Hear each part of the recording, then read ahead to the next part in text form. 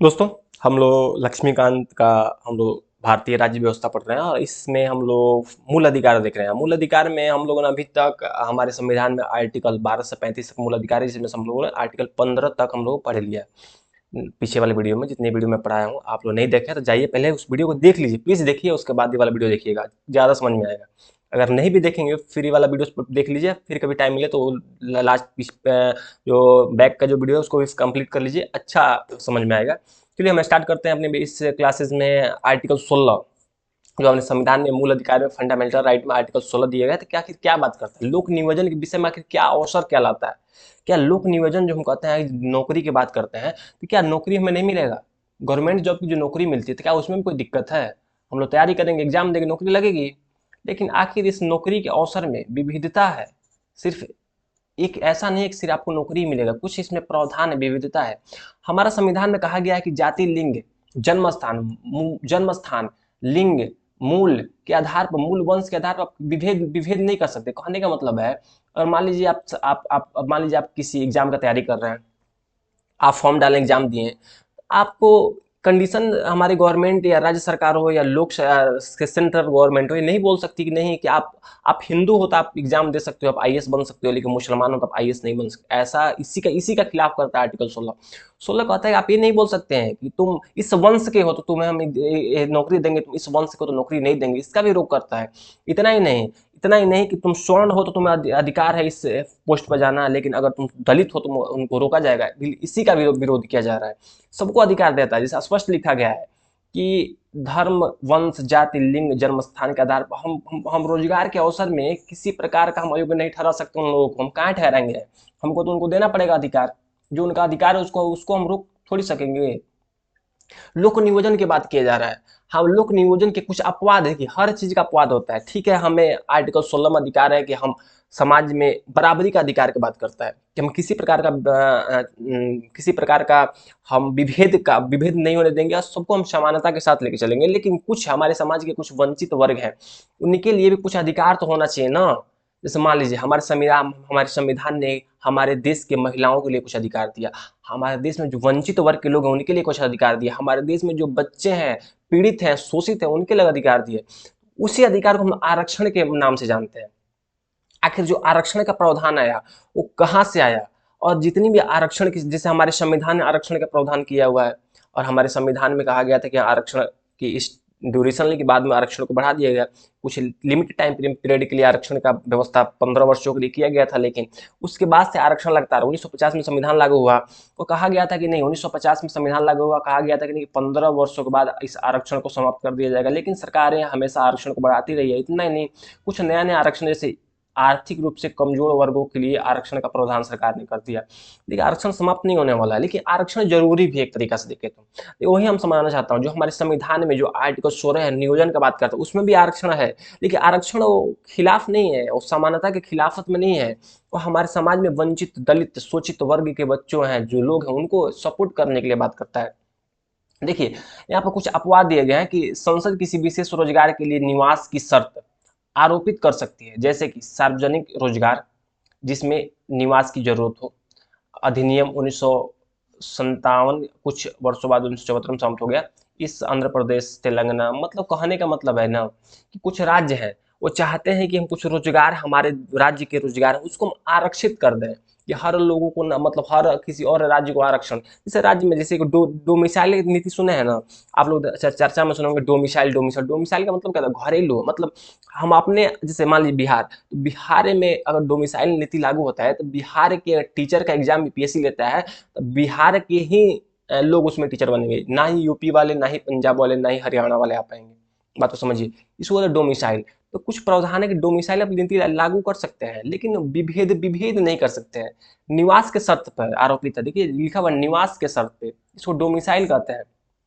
ठीक है, हमारे संविधान में कुछ अपवाद हैं। हमारे संविधान ने कहा है कि आप अब निवास मतलब जन्म स्थान के आधार पर विभेद नहीं कर सकते, लेकिन कुछ अपवाद भी दिया गया है संविधान में, हमारे कानून में बनाया गया है कि ताकि उन लोगों को सपोर्ट करने के लिए राज्य नियुक्तियों के आरक्षण की व्यवस्था कर सकता है, और किसी पद को पिछड़े वर्ग के पक्ष में बना सकता है। और जिनका राज्य में समान प्रतिनिधित्व नहीं है। कहने का मतलब वही है कि अगर कोई राज्य में कोई व्यक्ति है जो समान प्रतिनिधित्व की बात करता है, उसको उतना अधिकार नहीं मिलेगा, तो उसके लिए सरकार क्या कर सकती है, एक विशेष पद बना सकती है, उनके आरक्षण की बात कर सकती है। बस आरक्षण की व्यवस्था की बात करता है, अभी बताया ना, कुल मिलाकर आरक्षण की बात की जा रहा है। और विधि के तहत स्थापित संस्थान इसके कार्यकारी परिषद के सदस्य या किसी धार्मिक आधार पर व्यवस्था की जा सकती है। कहने का मतलब राज्य कुछ सपोर्ट कर सकता है, अगर धार्मिक आधार पर, जैसे जैसे हम लोग देखते हैं कि हमारे धर्म में जो मुसलमान समुदाय है, तो उनके लिए एक अलग ही इंस्टीट्यूशन की व्यवस्था की जाती है, उनको शिक्षा व्यवस्था होता है जिसको मदरसा कहते हैं, वहाँ पे एक अलग ही व्यवस्था रहती है। तो वैसे अगर उन लोगों को लगता है कि धार्मिक आधार पर कुछ व्यवस्था की जाए कि हम अपने मुसलमान भाइयों को थोड़ा सा प्रमोट कर सकें, अच्छा शिक्षा कीजिए, उसमें कोई दिक्कत नहीं है, शिक्षा में कुछ अपवाद भी है, लेकिन बेसिकली समानता की बात की गई है। मंडल आयोग का हम बात करते हैं कि मंडल आयोग हमारे देश में 1979 में पहली बार थी कि एक गैर कांग्रेसी सरकार बनी, जिसको सरकार में मोरारजी देसाई हमारे देश के प्रधानमंत्री बने। पहले गैर कांग्रेसी प्रधानमंत्री के रूप में इन्होंने शपथ ली है। और जिन्होंने एक हमारे जब इन मुख्यमंत्री प्रधानमंत्री की शपथ ली, उसके बाद से एक पिछड़ा वर्ग आयोग की बात की जाने लगी कि आखिर जो जो द्वितीय पिछड़ा वर्ग आयोग का गठन संसद सदस्य बीपी मंडल की अध्यक्षता में की गई। सेकेंड, पिछड़ा वर्ग ओबीसी आयोग का गठन की गई। अनुच्छेद 340 के तहत संविधान पिछड़े वर्गों के लोगों की शैक्षणिक और सामाजिक स्थिति की जांच करते हुए उनकी उन्नति के सुझाव प्रस्तुत की व्यवस्था करता है। आयोग ने अपनी रिपोर्ट 1980 में प्रस्तुत की, और इतना जातियों की पहचान, मतलब 3743 जातियों की पहचान की जो सामाजिक शैक्षणिक रूप से पिछड़े हैं। कहने का मतलब है कि जो बीपी मंडल साहब थे, इनकी अध्यक्षता में एक कमेटी गठित की गई। इन्होंने 1980 में ये अपना रिपोर्ट दी, और 1980 में जब रिपोर्ट आया इसमें, तो इन्होंने कहा कि हमारे देश में लगभग 3743 जातियां ऐसी हैं जो सामाजिक रूप से मतलब है कि जो समाज से उनको थोड़ा सा वंचित है। ठीक है, दलित नहीं है, ठीक है, ऐसे समाज से दलित नहीं है, जनजाति नहीं है, लेकिन समाज में उनका शिक्षा का लेवल उस स्तर पर नहीं है, समाज से वंचित है। उनका जनसंख्या में उनका हिस्सा करीब 52% है, और एक लार्जेस्ट नंबर ऑफ पॉपुलेशन के हिसाब से उनका जो पार्टिसिपेशन है हमारे देश में, जिसमें अनुसूचित जाति और जनजाति शामिल नहीं है। देखिए, SC ST को बाहर रखा गया है, ना ही SC है और ना ही ST है, उनको SC ST से बाहर रखा गया है, कहा गया इससे बाहर है। आयोग ने अन्य पिछड़ा वर्ग के लोगों के लिए सरकारी नौकरियों में 27% आरक्षण की बात की और सिफारिश की है, था संपूर्ण आरक्षण अनुसूचित जाति जनजाति, इसके लिए कहा कि 50% हो गई है। लगभग संपूर्ण आरक्षण 27% देने के बाद 50% हो गया। करेंगे 10 वर्ष पश्चात 1990 में बीपी सिंह की सरकार ने सरकारी सेवाओं और में अन्य पिछड़े वर्ग के लोगों के लिए 27% आरक्षण की घोषणा कर दी। इस देखिए 10 साल लग गए इनको इम्प्लीमेंट करने में, क्योंकि जो बीपी मंडल ने जो अब अपने सिफारिश 1980 में दी थी, और उस टाइम इंदिरा, फिर सरकारें चेंज होती रहती है, समझिए 1980 में सरकार बदल गई, फिर इंदिरा गांधी की सरकार आई, उन्होंने इम्प्लीमेंट नहीं करना चाहा, फिर सरकार 1990 में बदली, बीपी सिंह की सरकार बनी, और बीपी सिंह की सरकार बनी, तब उन्होंने जाकर फिर 27% आरक्षण को इम्प्लीमेंट किया। पता नहीं कांग्रेस इम्प्लीमेंट नहीं करना चाहती थी, क्या मैटर था, लेकिन उन्होंने 27% आरक्षण की घोषणा कर दी। दोबारा 1991 में नरसिम्हा राव सरकार ने 2 परिवर्तन प्रस्तुत किए, फिर कांग्रेस की गवर्नमेंट आती है। 1990 के दौर तक बीपी सिंह सरकार बनी है, गठबंधन की सरकार थी, लेकिन सरकार गिर गई है। 91 में एक कांग्रेस की गठबंधन की सरकार फिर आती है, कांग्रेसी गठबंधन की सरकार आती है, जिसमें पीवी नरसिम्हा राव साहब वहाँ पे प्रधानमंत्री बनते हैं। इन्होंने 27% जो पिछड़े वर्ग के लोगों के, गरीब लोगों को जो प्रमुखता, जैसे आर्थिक आधार पर आरक्षण, और कहने का मतलब है कि 27% में पिछड़े वर्ग के गरीब लोगों को प्रमुखता, जैसे आर्थिक आधार पर आरक्षण। देखिए, अभी मोदी सरकार ने आर्थिक आधार का आरक्षण 2019 में लागू किया, EWS सिस्टम लाया, लेकिन बात को समझिए, उस टाइम भी इन्होंने, पीवी नरसिम्हा राव ने कहा था ठीक है, आप सामाजिक और वंचित, आप लोग समाज से जो पिछड़े वर्ग के लोग हैं, जो सामाजिक रूप से पिछड़े हैं, जो शैक्षणिक रूप से पिछड़े हैं, उन लोगों, जैसे सामाजिक रूप से शैक्षणिक रूप से पिछड़े हैं, उन लोगों को आप आरक्षण देने का बात बोल रहे हैं, लेकिन क्या जो आर्थिक रूप से पिछड़े हैं उनको आप छोड़ देंगे? इसलिए उन्होंने कहा कि नहीं, 10% आरक्षण इनको भी दिया जाए, आर्थिक रूप से गरीब बच्चों को भी आरक्षण दी जानी चाहिए। लेकिन दुर्भाग्यवश उस टाइम ये जो उनका कानून था पास नहीं हो पाया, इनका जो संशोधन था पास नहीं हो पाया। और उस टाइम मामला सुप्रीम कोर्ट गया।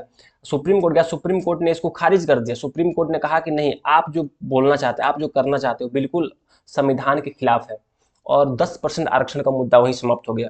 देखिए, प्रसिद्ध मंडल केस 1992, 1992 में और प्रसिद्ध होता है मंडल केस। मंडल केस प्रसिद्ध क्यों होता है? क्योंकि जो, देखिए, जब नया नया आरक्षण दिया जाता है, नया नया, जब 1980 में मंडल कमीशन ने रिपोर्ट दी, 1990 में जाकर इसको इम्प्लीमेंट किया गया। लेकिन जब हम देश में अपने एक वंचित वर्गों को 27% आरक्षण देते हैं, तो इतना बड़ा मुद्दा, देखिए, अभी आपको पता होना चाहिए कि 10% आरक्षण जब मोदी सरकार ने आर्थिक रूप से गरीब लोगों को दिया, 2019 में दिया, तुरंत इसका मामला सुप्रीम कोर्ट गया। 2024 में सुप्रीम कोर्ट ने इसमें डिसीजन दिया कि बिल्कुल सही है, संविधान के अनुरूप है। यही मुद्दा था। जब जब आरक्षण दिया जाता है किसी को, तो मामला सुप्रीम कोर्ट जाता है कि आरक्षण क्यों दिया जा रहा है, आरक्षण संविधान के खिलाफ है। वही मुद्दा था। जैसे ही बीपी सिंह ने कहा कि आरक्षण दिया जाए, 1990 में आरक्षण लागू हुआ, फिर 27% आरक्षण के खिलाफ मामला कहा गया, सुप्रीम कोर्ट गया। अब प्रसिद्ध मंडल केस उभर के 1992 में उभर के सामने है। आखिर इस मंडल केस में सुप्रीम कोर्ट ने कहा, क्या कहा? आखिर अनुच्छेद जो 16(4) के बारे में जो विस्तार की गई थी, सुप्रीम कोर्ट का क्या मत था, इस सारी बातों को हम इसमें जानेंगे। देखिए, सुप्रीम कोर्ट मामला गया, व्यवस्था, सुप्रीम कोर्ट ने, देखिए, उच्चतम न्यायालय द्वारा, यद्यपि न्यायालय ने उच्च जातियों के खास वर्गों के लिए 10% का आरक्षण की व्यवस्था को अस्वीकार कर दिया। कहा कि जो पीवी नरसिम्हा राव की सरकार ने जो लाई थी 10% का आरक्षण ईडब्ल्यूएस के लिए, उसको खारिज कर दिया। कहा कि नहीं, संविधान के अनुरूप नहीं है। फिर भी अन्य पिछड़ा वर्ग, मतलब ओबीसी के लिए कुछ शर्तों के साथ 27% आरक्षण को मान्य कर दिया। बोला कि संवैधानिक है।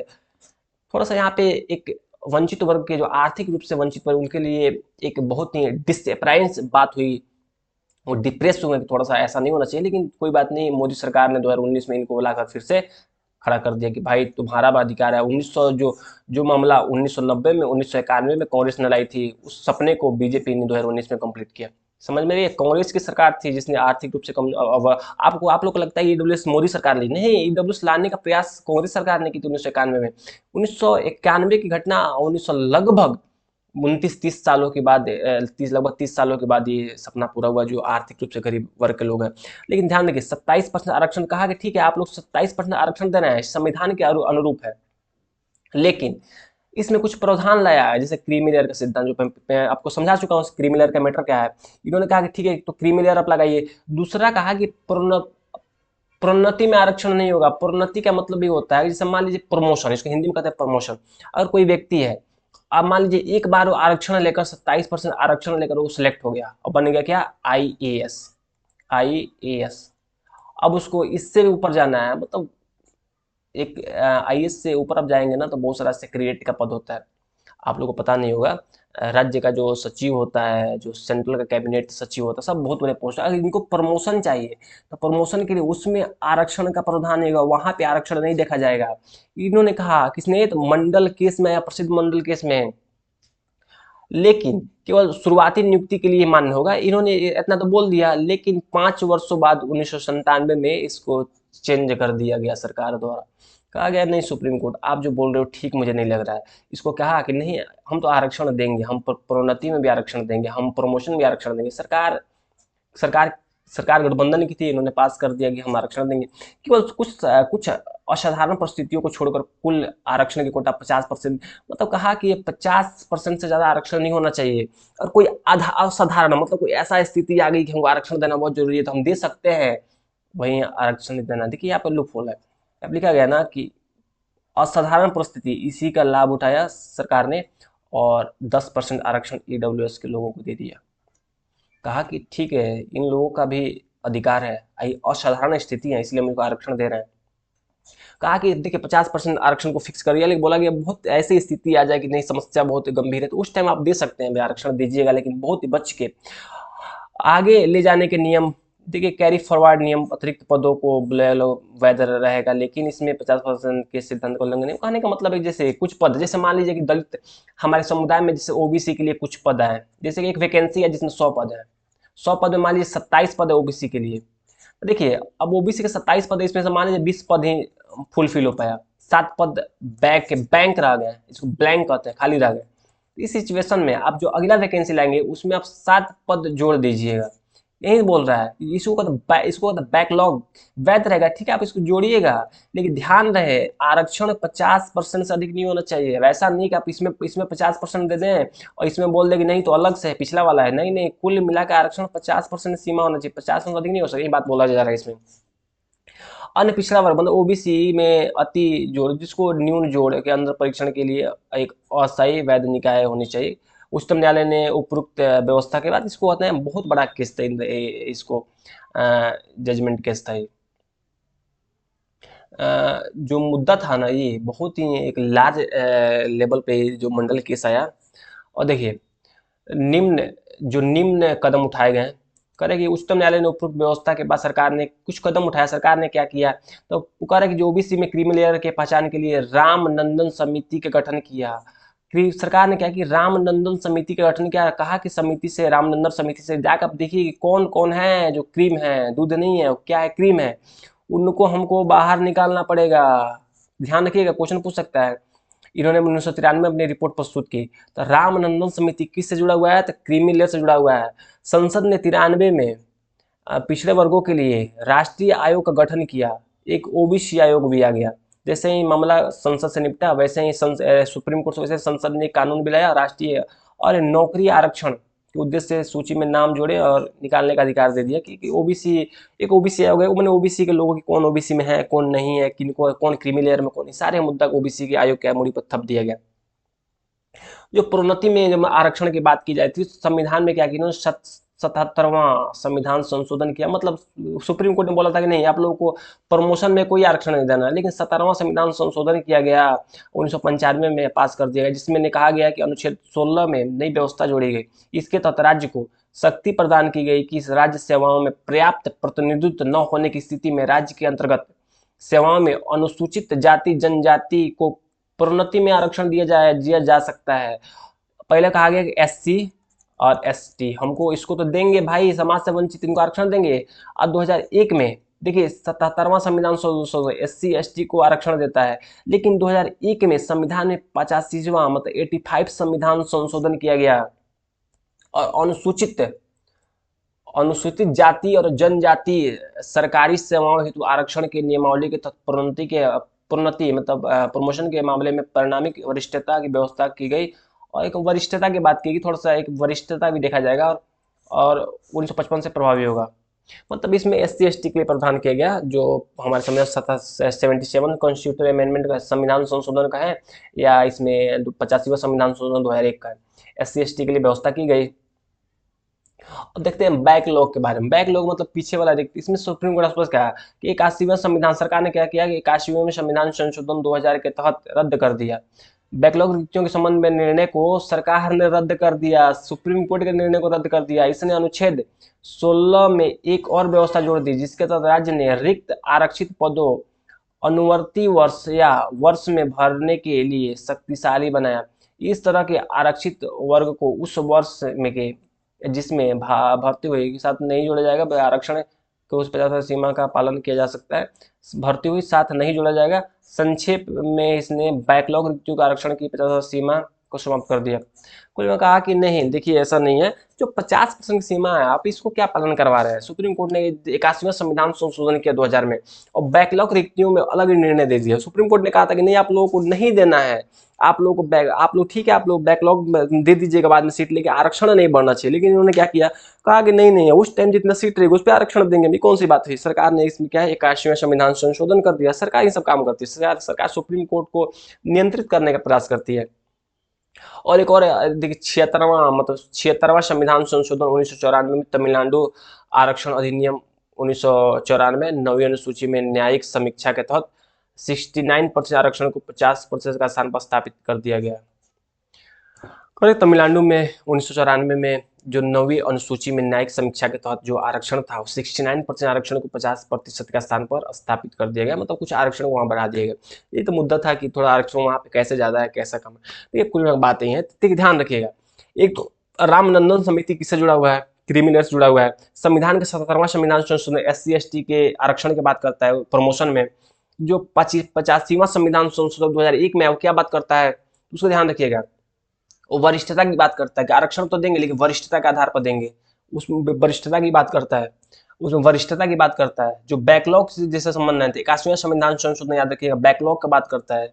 इस सारे संशोधन याद रखिएगा, संविधान के ऑनलाइन और क्वेश्चन पूछा जा सकता है आप लोगों को। देखिए, अगर वीडियो अच्छा लगा हो तो वीडियो लाइक कीजिए, चैनल को सब्सक्राइब कीजिए। अगर आप हमारे साथ मिलकर पूरा भारत की राज्य व्यवस्था पढ़ना चाहते हैं, A to Z चैप्टर पढ़ना चाहते हैं, हमारे साथ जुड़े रहिए, चैनल को सब्सक्राइब के लिए बेल आइकन दबा दीजिए।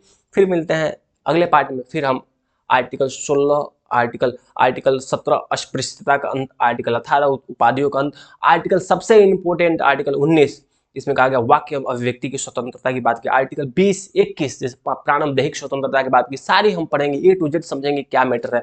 अभी तक जितने भी क्वेश्चन हर एक एग्जाम में आए सारे क्वेश्चन आप लोग कवर हो जाएंगे। आप प्रीवियस ईयर के क्वेश्चन देखिए, हमारे लेक्चर पर देखिए, A to Z question cover होगा। चलो, चलिए मिलते हैं किसी नेक्स्ट वीडियो में। बहुत बहुत धन्यवाद।